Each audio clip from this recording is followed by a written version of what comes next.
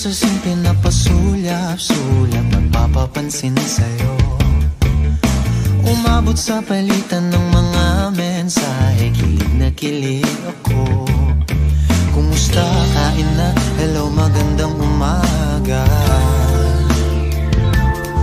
Ingat ka, pahinga, huwag kang masyadong magpupuyat pa. Naramdaman ng puso na dahan-dahan akong nahuhulog sa'yo. Sa kada araw natin na pag-uusap, meron nang namumuo. Ngunit di ko na alam kung anong patutunguhan. Ang hiling ko lang naman na itong naramdaman.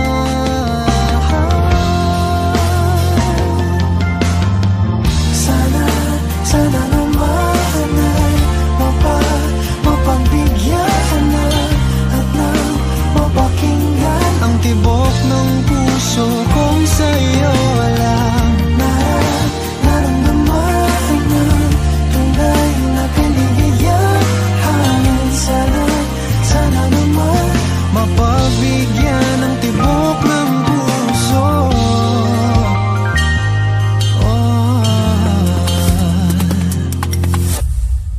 Ngunit biglang katahimikan, wala namang matandaan na nasabi baka sakaling ika'y aking nasaktan.